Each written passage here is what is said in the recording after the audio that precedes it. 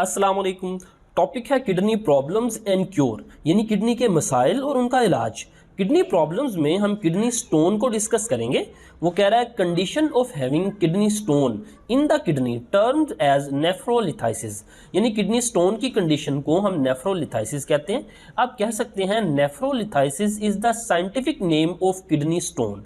अब वो कह रहा है stony material in the kidney cause urinary obstruction, kidney के अंदर वो जो स्टोनी मटेरियल है उसकी वजह से यूरिनरी ऑब्स्ट्रक्शन यानी रुकावट पैदा होती है यूरिन में, या तो इन्फेक्शन पैदा भी हो सकता है। अब यहाँ पे ये आपको किडनी का स्ट्रक्चर नज़र आ रहा है। यहाँ पे देखें ये कैल्शियल स्टोन आपको नज़र आ रहा है, ये कैलिक्स के रीजन में होता है। इसी तरह ये रीनल पेल्विक स्टोन ये पेल्विक रीजन में है। इसी तरह ये यूरेट्रल अपल यूरेट्रल स्टोन ये यूरेट्रल रीजन के अंदर है। ये किडनी के स्ट्रक्चर के अंदर हम इन तमाम हिस्सों के नाम देख चुके हैं। आगे देखते हैं जी किडनी स्टोन किन इकसाम का हो सकता है। एक कंडीशन है हाइपर कैल्सीमिया। हाइपर कैल्सीमिया कहते हैं high level of circulating calcium in the blood, blood के अंदर कैल्शियम अगर ज़्यादा हो because of other disease and diet, या तो हमारी खुराक में कैल्शियम ज़्यादा हो सकता है या किसी बीमारी की वजह से।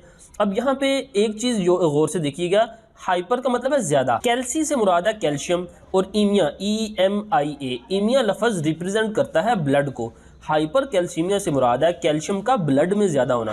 देखें जब वो ब्लड में ज़्यादा होगा तो यूरिन में भी ज़्यादा होगा। जैसा कि यहाँ पे देखें हाइपर ऑक्जालोरिया, हाइपर ज़्यादा, ऑक्जा से मुराद है ऑक्जालेट स्टोन, और लोरिया इस लफ्ज़ से मुराद है यूरिन। हाइपर ऑक्जालोरिया यानी ऑक्जालेट का यूरिन में ज़्यादा होना। हाइपर कैल्सीमिया से मुराद है कैल्शियम का ब्लड में ज़्यादा होना, और हाइपर ऑक्जालोरिया से मुराद है ऑक्जालेट का यूरिन में ज़्यादा होना। जैसा कि यहाँ पे देखें हाइपर कैल्सिलोरिया यानी कैल्सिलोरिया से मुराद है कैल्शियम का यूरिन में ज़्यादा होना। जब हाइपर कैल्सीमिया होगा यानी ब्लड में कैल्शियम ज़्यादा होगा तो ऑटोमेटिकली यूरिन में भी ज़्यादा होगा, कैल्शियम इन द यूरिन। इसी तरह हाइपर यूरिसीमिया, यूरिसीमिया से मुराद है यूरिक एसिड का ब्लड में ज़्यादा होना, uric acid in the blood.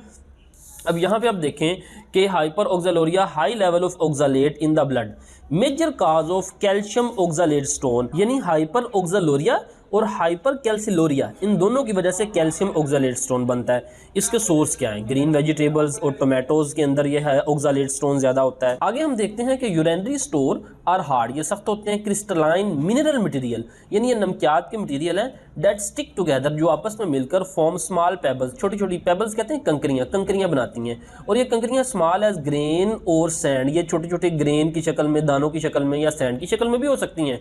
Large as golf ball, ये गोल्फ बॉल जितनी बड़ी भी हो सकती हैं। आगे हम देखते हैं chemical nature of kidney stone. अब ये जो major type of kidney stone है वो कौन कौन सी हैं? एक तो कैल्शियम ऑक्जालेट है जो कि 70% होता है किडनी स्टोन, यानी 70% जो किडनी स्टोन है वो कैल्शियम ऑक्जालेट टाइप होगा। इसी तरह कैल्शियम फॉस्फेट, ये 15% तक इस जो बीमारी है वो कैल्शियम फॉस्फेट की वजह से होती है। आगे यूरिक एसिड, इसकी वजह से 10% तक किडनी स्टोन होता है। इसी तरह मैग्नीशियम अमोनियम फॉस्फेट, ये भी किडनी स्टोन की किस्म है। एक किडनी स्टोन की किस्म है सिस्टीन। इसी तरह आगे स्टैग हॉर्न स्टोन, स्टैग कहते हैं बारहसिंगा को, जिस तरह उसके जो सींग हैं वो ब्रांचिंग होते हैं, इसी तरह ये जो स्टोन है ये भी ब्रांचिंग स्टोन होता है।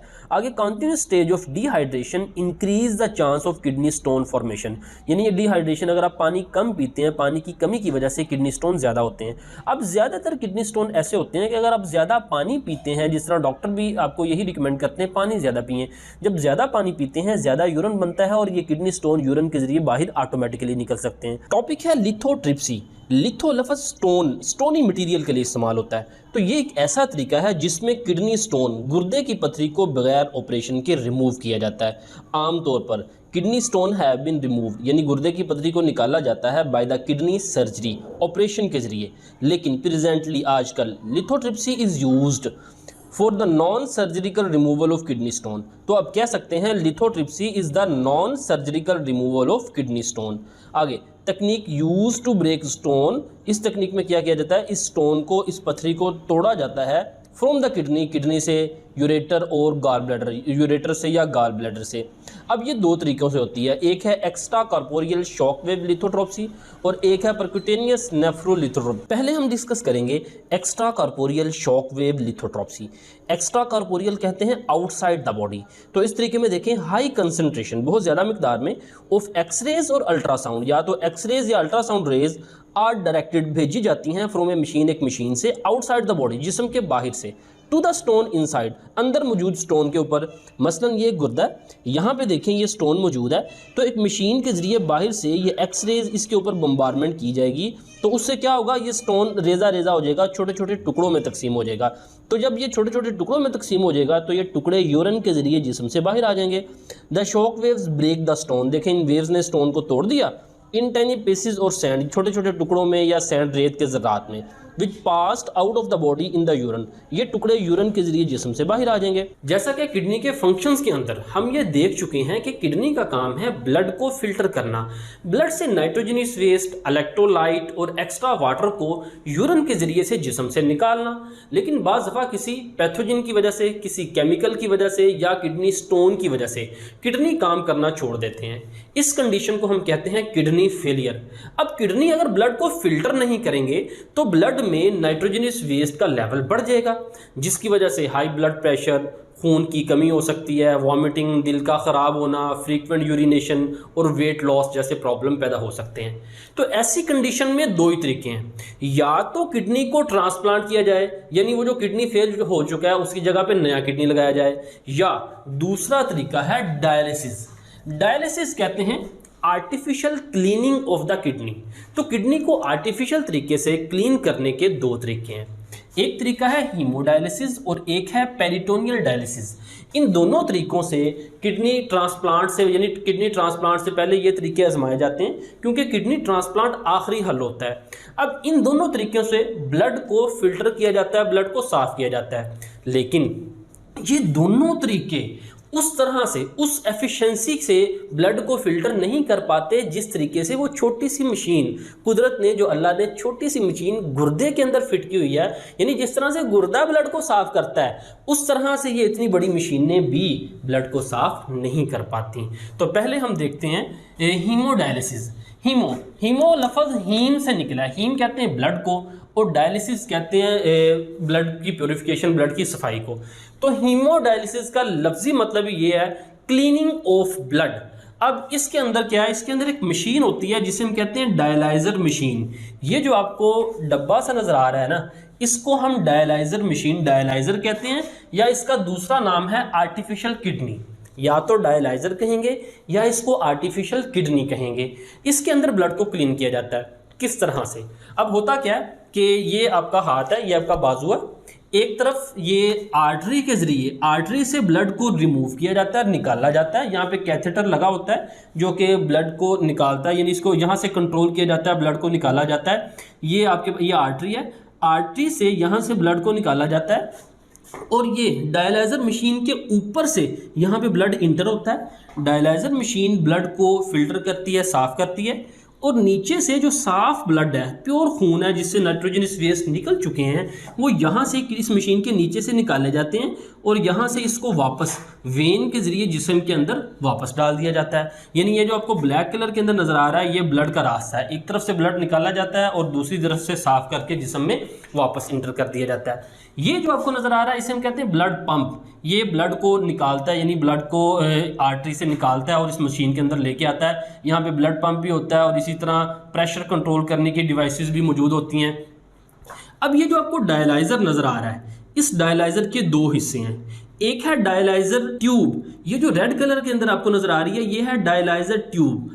अब यानी इस बॉक्स के अंदर डायलाइज़र ट्यूब्स होती हैं और उन ट्यूब्स के गिर्द दाएं बाएं डायलिसिस फ्लूइड होता है। ये जो पीले कलर के अंदर आपको नजर आ रहा है ये डायलिसिस फ्लूइड है, यानी डायलाइज़र ट्यूब को सराउंड किया होता है डायलिसिस फ्लूइड ने। डायलिसिस फ्लूइड एक ऐसा लिक्विड है जो कि ब्लड के अंदर मौजूद वेस्ट मटेरियल को अट्रैक्ट करता है, अपनी तरफ खींचता है। मसलन यहाँ पे देखें, ये डायलिसिस ट्यूब रेड कलर के अंदर, उसके गिर्द ये पीले कलर के अंदर डायलिसिस फ्लूइड है। अगर हम ये इतना हिस्सा यहाँ पे देखें, इतना क्रॉस सेक्शन इसका ये बड़ा करके देखें, तो ये डायलिसिस ट्यूब है जिसके गिर्द ये डायलिसिस फ्लूइड है, ये पीले कलर का डायलिसिस फ्लूइड है।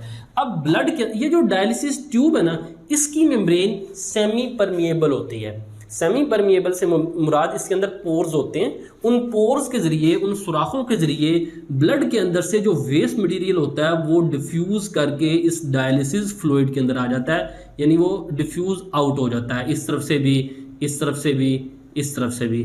तो ये जो डायलिसिस फ्लूइड है ये भर जाता है वेस्ट मटेरियल से। इसके अंदर सारा वेस्ट ब्लड के अंदर से इस डायलिसिस फ्लूइड के अंदर आ जाता है। यानी जैसे जैसे इन डायलाइजर मेम्ब्रेन से ये ब्लड गुजरता जाएगा, ब्लड के अंदर से वेस्ट फिल्टर होके जो बाहर डायलिसिस फ्लूइड है उसके अंदर आता जाएगा। अल्टीमेटली जब ब्लड यहाँ पे पहुंचेगा तो वो तकरीबन सारे वेस्ट मटेरियल बाहर डायलिसिस फ्लूइड में आ चुके होंगे और वो प्योर ब्लड यहाँ से निकाला जाएगा और वापस बॉडी में शामिल कर दिया जाएगा। ये बबल ट्रैप लगा हुआ है ब्लड के अंदर, जो बबल वगैरह उनको रोकता है ताकि वो बबल यानी एयर बबल ब्लड के अंदर शामिल ना हो सके। अब यहाँ पे देखें, ये आपको जो नज़र आ रहा है ये फ्रेश डायलिसिलेट है, ये इसे कहते हैं डायलिसेट। अब ये डायलिसेट से मुराद डायलिसिस फ्लूइड ही है, डायलिसेट से मुराद डायलिसिस फ्लूइड है। अब ये फ्रेश डायलिसेट आपको नज़र आ रहा है पीले कलर के अंदर, ये जो रेड कलर के अंदर है ये ट्यूब है। इस ट्यूब के ज़रिए इस डायलिसिस फ्लूइड को यहाँ पे देखें, ये आपको नज़र आ रहा है जो कंटेनर, ये कांस्टेंट टेम्परेचर बाथ, यानी यहाँ पे इस डायलिसिस फ्लूइड का टेम्परेचर मेंटेन किया जाता है और यहाँ से इस डायलिसिस फ्लूइड को इस डायलाइजर के अंदर इंटर किया जा रहा है। यानी ये जो आपको ब्लैक कलर के अंदर रास्ता नज़र आ रहा है, यहाँ से फ्रेश डायलिसिस फ्लूइड को इंटर किया जा रहा है डायलाइजर के अंदर।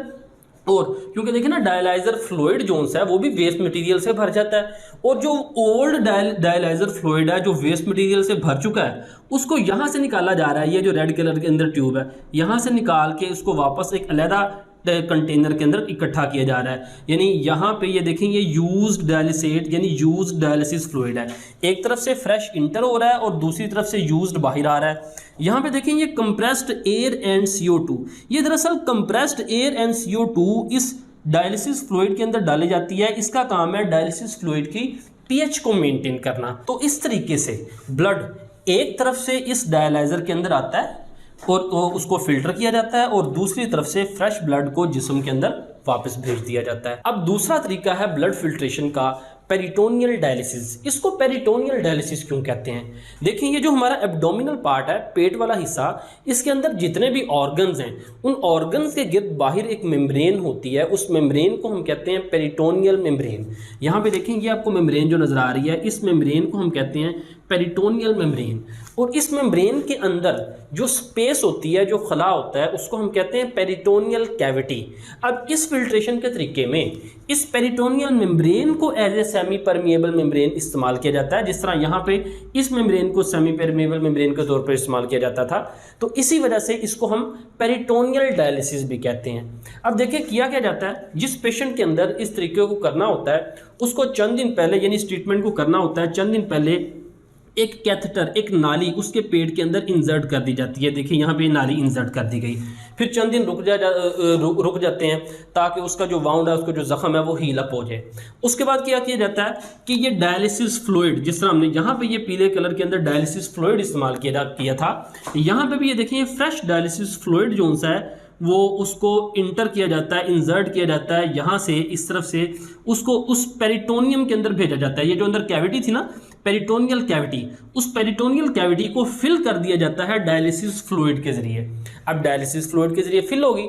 अब यहाँ पे प्रोसीजर क्या होता है, देखिए, ये जो पेरिटोनियल मेम्ब्रेन है ना, इस मेम्ब्रेन का अगर इतना हिस्सा क्रॉस सेक्शन हम यहाँ पे बड़ा करके देखें ना, तो ये आपको यहाँ पे ये जो इतना हिस्सा, ये पेरिटोनियल मेम्ब्रेन नजर आ रही है। इस मेम्ब्रेन के अंदर ये कैपिलरीज हैं और कैपिलरीज के अंदर ब्लड फ्लो कर रहा है। वो जो ब्लड फ्लो कर रहा है, ये जो आपको नजर आ रहा है पिंक कलर के अंदर, इस ब्लड के अंदर से जो वेस्ट मटेरियल है, जो नाइट्रोजनस वेस्ट है, वो ये जो पेरिटोनियल मेम्ब्रेन है उसमें से गुजर कर इस डायलिसिस फ्लूइड के अंदर आ जाता है। यानी यहाँ पे ये peritoneal membrane as a semipermeable membrane काम करती है और ब्लड से वेस्ट मटेरियल इस डायलिसिस फ्लूइड के अंदर आ जाता है। यानी ये सारे का सारा डायलिसिस फ्लूइड वेस्ट मटेरियल से भरा जाता है। ये वेस्ट मटेरियल सारे का सारा आ गया, तो इस डायलिसिस फ्लूइड को थोड़ी देर के लिए इस पेरिटोनियल कैविटी के अंदर रखा जाता है, क्यों, और यहाँ से ब्लड गर्दिश करता रहता है, क्योंकि ये बहुत पतली सी मेम्ब्रेन होती है।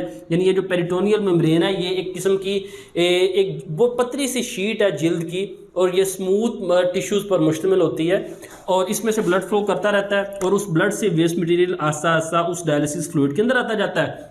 और कुछ वक्त के बाद, कुछ घंटों के बाद वो जो भरा जाता है वेस्ट मटेरियल से डायलिसिस फ्लूइड, उसको रिमूव कर लिया जाता है, उसको निकाल दिया जाता है इस दूसरी ट्यूब के ज़रिए, यहाँ पे एक दूसरे कंटेनर में कलेक्ट कर लिया जाता है। यानी यहाँ पे देखिए fluid plus waste drain out, वो वेस्ट मटेरियल से भरा हुआ फ्लूइड जो सा उसको ड्रेन आउट कर लिया जाता है, फिर उसको दोबारा रीफिल कर दिया जाता है, फिर दोबारा ड्रेन आउट कर दिया जाता है। इसको ये तरीका हमें दिन में 2-3 मरतबा करना पड़ता है, जबकि ये जो मेथड है ये इसकी निस्बत ज़्यादा इफेक्टिव है और ये हफ्ते में 2-3 दफ़ा दोहराना पड़ता है मरीज़ की कंडीशन के मुताबिक। अगर डायलिसिस से भी काम ना चले तो आखिरी हल होता है किडनी ट्रांसप्लांट, जिसमें एक सेहतमंद शख्स का गुर्दा लिया जाता है और उस मरीज़ के साथ उसकी ट्रांसप्लांटेशन उस मरीज़ को लगा दिया जाता है। और याद रखें, मरीज़ के गुर्दे उतारे नहीं जाते, यानी उतार के वहाँ पे ये सेहतमंद गुर्दा नहीं लगाया जाता, क्योंकि वो गुर्दे कुछ ना कुछ तो काम करते हैं, मसलन कोई 10% या एक गुर्दा 20-30% काम कर रहे होते हैं। तो ये किसी सेहतमंद शख्स का गुर्दा है, उस गुर्दे के साथ ये आर्टरीज और वेन का कनेक्शन दे दिया जाता है और उस गुर्दे का जो यूरेटर है उसको यूरिनरी ब्लैडर के साथ जोड़ दिया जाता है। तो इस तरह से हम किडनी ट्रांसप्लांट कर देते हैं। तो इसका कंप्लीट लेक्चर जो सा वो अलहदा उसका लिंक मैं नीचे दे दूँगा। तो ये था आज का लेक्चर, मिलते हैं अगले लेक्चर के साथ। अस्सलामु अलैकुम वरहमतुल्लाहि वबरकातुहू।